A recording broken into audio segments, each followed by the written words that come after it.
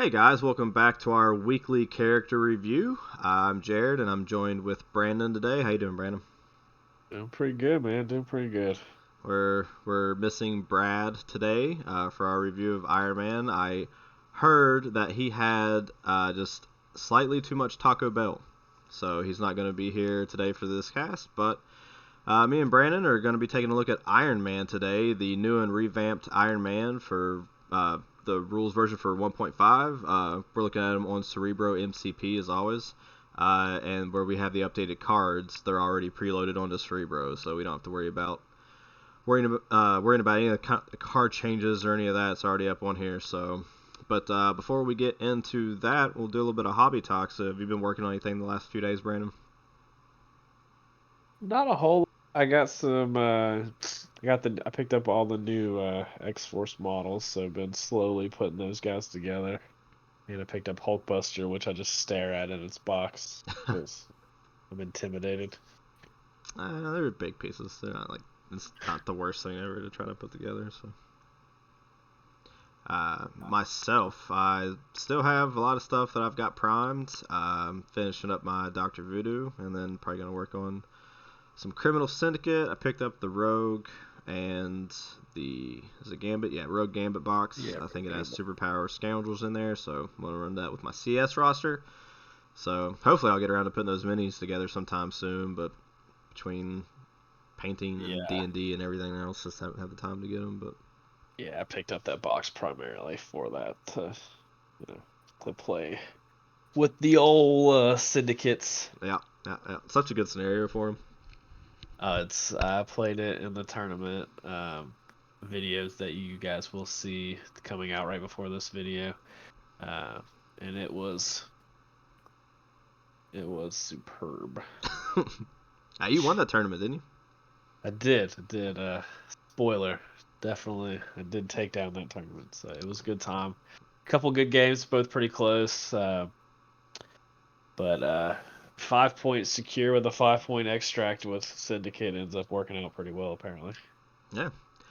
We everybody at the Crit Hit Wild team, me, myself, Brandon, and Brad, we all play in our local tournaments pretty consistently every month. So if maybe reviewing our rosters and kind of maybe going over our games a little bit on this weekly podcast we've kind of been doing, if you guys want that, let us know in the comments and stuff. Reach out to us. We'd love to hear from you. And if that's something you guys are interested in, we can most certainly kind of weave that in. But just a reminder, if you are watching this on YouTube, we are now out on Spotify. We are on Google Podcasts and Apple as well. So if you listen to podcasts on any of those media sources, we're on there now. So you can listen to it on your local commute and stuff. So give us a check out there. But without further ado, God, I can't speak today.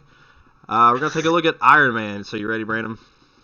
Iron Man. All right, let's dive in. So this is Iron Man. This is the 1.5 version rule set for Iron Man. So what they released back in, I think it was November or the fall, somewhere around there. We got the rule set. So looking at the revised Iron Man, he is Iron Man, aka Tony Stark. He is 4 physical defense, 3 energy, 3 mystic. He has 5 stamina pool, threat 3, height 2, with a medium move on his healthy side. He has Repulsor Blast, range 4, 4 dice energy. After this attack is resolved, this character gains power equal damage dealt, and it has a wild push. Before damage is dealt, this character pushes the target character away short. So notice a couple things about that. One is that it's not a May, so you have to do this push. And number two, there is no size restriction on this, so very strong in today's current landscape of the game. He has physical homing rockets, range 5, 5 dice, 2 power costs. This attack ignores line of sight, and the defending character does not benefit from cover, with a wild explosive trigger. Before damage is dealt, other enemy characters within 2 of the target character suffer 1 damage, so good chip damage there, especially on some of your center secures. He has the active superpower Friday AI, a 2 cost. So this is one of the changes that he received, kind of going. I think it might actually be the only change he received going into the new kind of rule set. Is this came down in cost from 3 to 2. So he's doing it way more reliably. He's doing it for 1 in Steve Avengers. So very strong superpower on Iron Man now. During the next attack action made by this character this turn, add 2 dice to its attack rolls, and we'll kind of get into another ability on his side and how that kind of pairs with it. He has 2 passive abilities, one being flight, so pretty easy one there. He has Invincible Iron Man, so when this character would suffer damage, reduce the amount suffered by 1 to a minimum of 1. I think this is the first time we've seen this rule as we've kind of been coming through the characters for these weekly reviews that we've been doing, and he's one of 2 characters that has this rule in the core box. So a very strong ability. You'll be surprised how much damage this just negates over the course of a game. It's very, very strong, very good. So looking over at his injured side, nothing changes as far as his normal stat line. The only change he does receive is you'll notice he gains the Unibeam attack. So it's energy, and it is a beam 5, 6 dice, 4 power cost spender. This attack ignores line of sight, and the defending character does not benefit from cover. So 2 great abilities. So one thing I want to touch on that pairs with Friday AI is because Unibeam is a beam 5 attack, so you lay down the template and you'll make separate attack rolls against everyone underneath your beam. Friday AI states during the next attack action. So the entire attack action that you make, made by this character this turn, adds 2 dice to his attack rolls. So some dice buffs will only benefit your next attack that you make. So if that had stated that, let's say you hit 3 characters with your beam 5 and you amp up the dice to make this 8 energy, you would only get the 8 dice on that first attack that you made. But because it states attack action, if you buff with Friday AI for 6 power, you're going to get 8 dice on everybody under the beam. So Friday AI is very strong, especially once you do begin to pair it with your Unibeam attack. So very, very good. So before we get into Iron Man, I think that I would be remiss if I didn't talk about a couple of specific cards that pair with him. So first, let's look at Helios Laser Bombardment. This comes in the Hulkbuster kit. Helios Laser Bombardment is an energy attack that is range 5, and it starts off at 2 dice for 0 power cost. Ignores line of sight, they don't get cover. They add dice to this attack roll equal to the amount of power spent to play this card with a wild sweep and clear. After it's resolved, enemy characters within 2 suffer 1 damage. It's unaffiliated. It only requires that Tony Stark be on the table. Now, specifically note that it says Tony Stark, not Hulkbuster or Iron Man, so if you take either model, you have access to this card.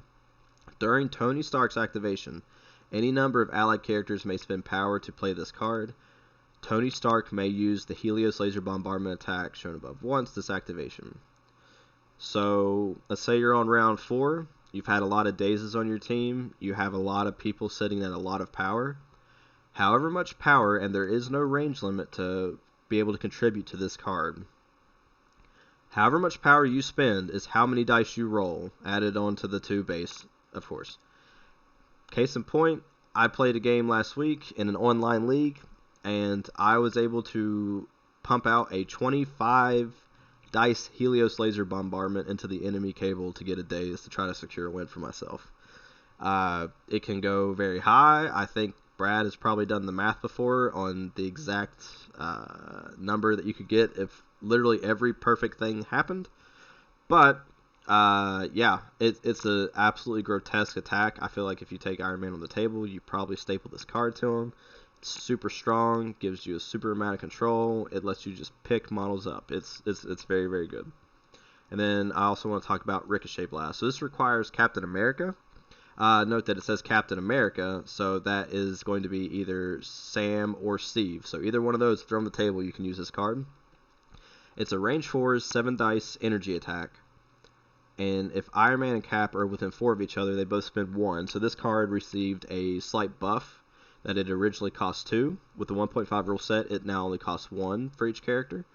So while within 4, you can use the Ricochet Blast attack once your activation, but the range and line of sight are measured from Captain America instead of Iron Man, so you can really get far down the field with this attack to hit a key target. And Iron Man can reroll any number of attack dice during this attack. So if you're using Friday AI, you're looking at a 9 dice energy attack coming from downtown that you can reroll any number at. So very strong. It reliably will daze or KO a character if you target somebody with it. So very, very good. So that was quite a bit to go over with both Iron Man and both of his cards. But what do you think, Brandon? What do you think about Iron Man and the new kind of current rule set? A couple things. No one else has a natural reduction in the starter set, right? The only one is Crossbones, and you have to pay for his. That is correct. Yes, he does have a reduction, but he doesn't have a passive one like this. Uh, just making sure I wasn't crazy and couldn't think of something. Nah, you're good. Um, Look at you. um, as far as the tactics cards are concerned, Ricochet Blast is absolutely fantastic, and I don't see any reason why you don't take that if you're playing the two models. Um, at Helios Laser, you just throw all your power into it. If you leave any power on the table, you're doing it wrong, and I don't care if you're attacking Rocket Raccoon. You just go for it, and you make sure everything dies. That's how you should play the game. No, I'm just kidding. But Dump a 30 dice into Rocket Raccoon. I want to know how it goes, guys.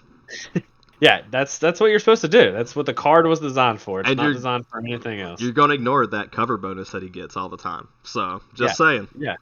He's not getting that automatic defense. It's great. Updated Iron Man, I thought really took him from a borderline playable model to a close to a staple model as far as Avengers go, regardless if you're playing Steve or Sam. I think he fits in great with both of them. And I think there's not many models. I think in the Avengers, I feel like it's a pretty divided roster on like one fits in way better with one than the other. But then you have a couple like Winter Soldier and Iron Man that fit in great with both of them. But I think Iron Man got a whole lot better just with the reduction on Friday AI, especially with Steve being able to do it every single turn. Oh, 100%, yeah. Yeah, I mean, a 3-point model too, just having, the 10 health, getting to roll 4 physical dice, and auto reducing. Like he's gonna stay around a little bit longer than some of the other threes. A lot of threes seem to roll just like threes across the board. The auto push is also really good. A wild on 4 dice isn't. I mean, it's pretty likely. It's slightly lower than I think. Yeah, it's slightly. It's about 45%. I think it might be lower than that. We really need Brad. We're slipping up today on the math game, but I think it might be a little bit. It probably is a little bit lower than that. But when you take into account Friday AI, rolling a 6 dice and getting a wild on it is very reliable. I feel like. Yeah. So according to the dice calculator on Cerebro, it looks like about 45%. 45. Wow. Okay. So that looks to me, and if you're rolling 6, let's see, switch this.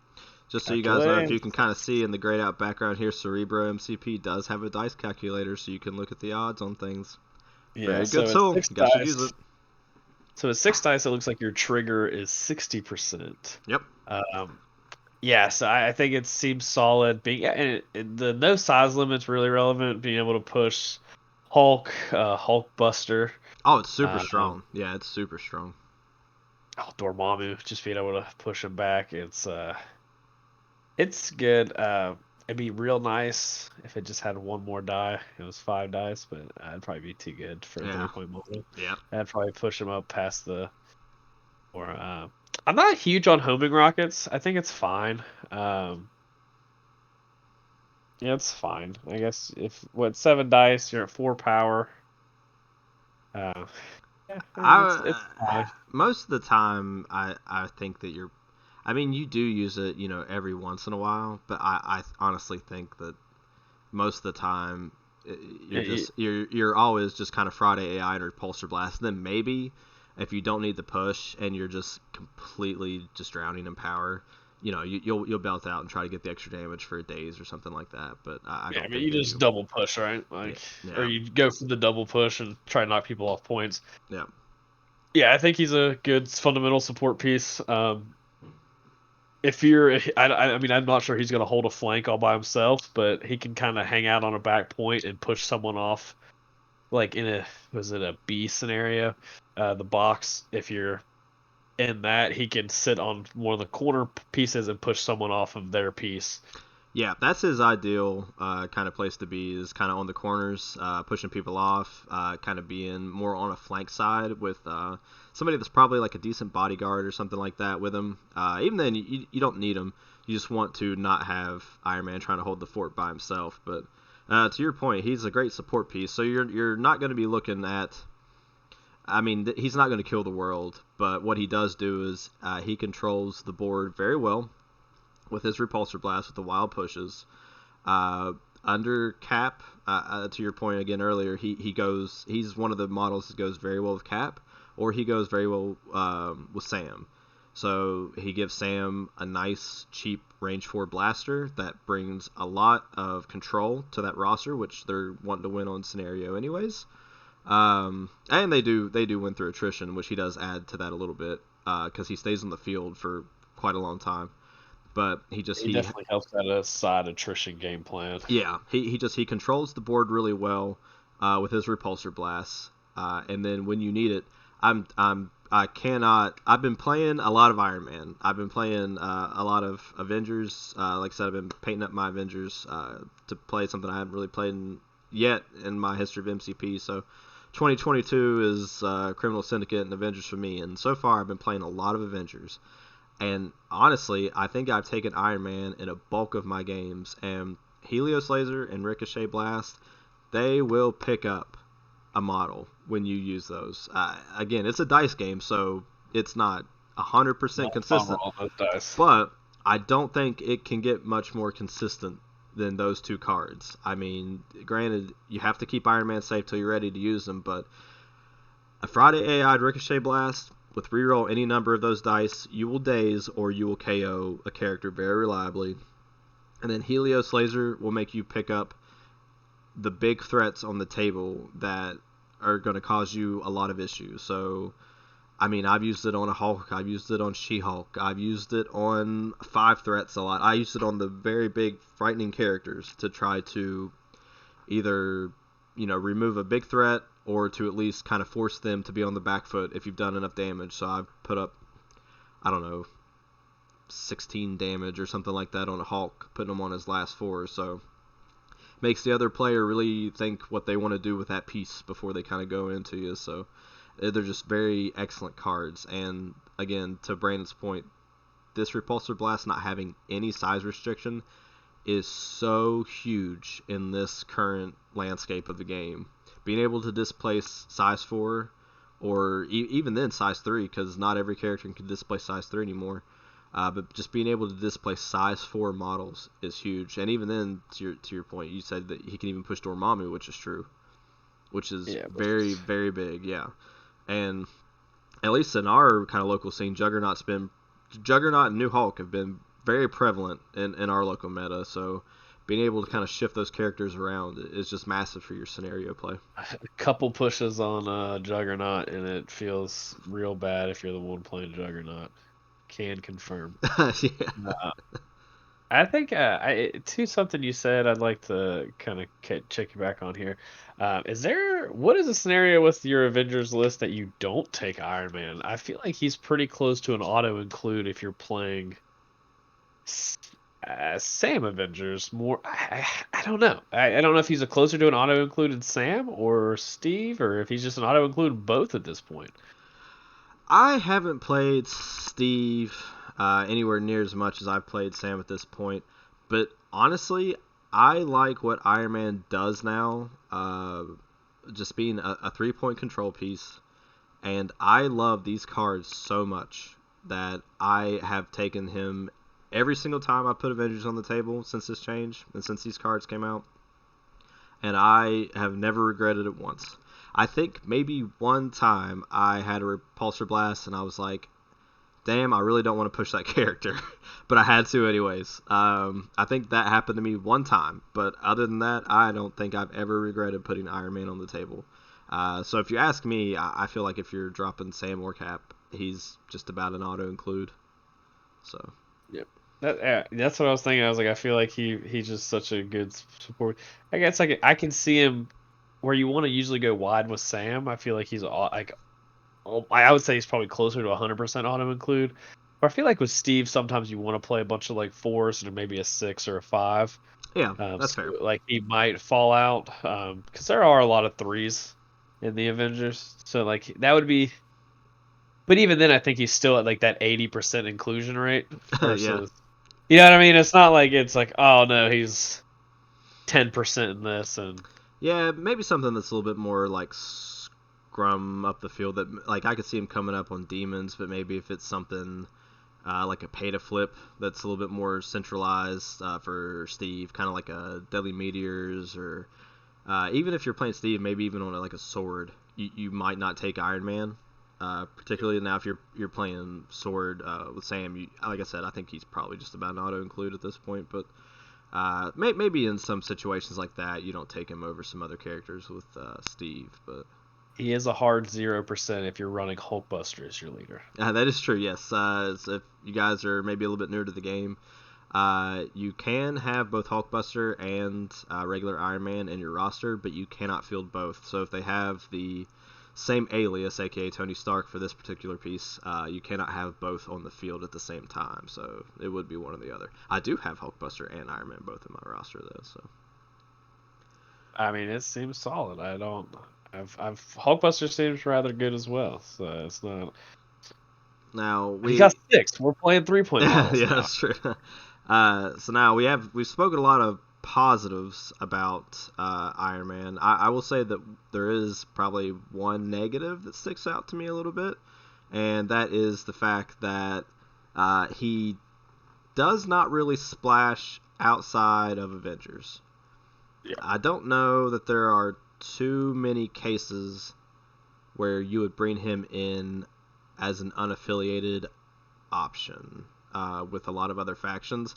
I think most of the time as an unaffiliated option in the current landscape for a 3-threat character, you're seeing splashes of characters like Zemo, mostly Lizard, and then like a lot of Black Cat. I think that those are probably some of the most splashable 3-threats that's kind of around in the game right now. And if you're looking for a sturdier, kind of tankier piece that's a 3-threat for a roster, which Iron Man is a bit of a sturdier piece, but you're probably going with Lizard more often than you're going with Iron Man. And I think that there probably are just some better options if you're kind of wanting like a range 4 hitter that some affiliations might have already. So I don't know that he's super splashable. That was something I was gonna bring up because you don't see him splashed, and that's probably correct. Um, I mean, the big thing is I kind of touched on it. He doesn't really hit super hard. Um, like for him to hit pretty hard, you need him to have a decent amount of power and tactics cards. Like if for like to do it over and over again. A lot of his power does come from, like I said, he is a little bit more of a support piece. Now both of his cards hit extremely hard, and they're definitely designed for murder. But him on his own, I mean, he's not super mobile either.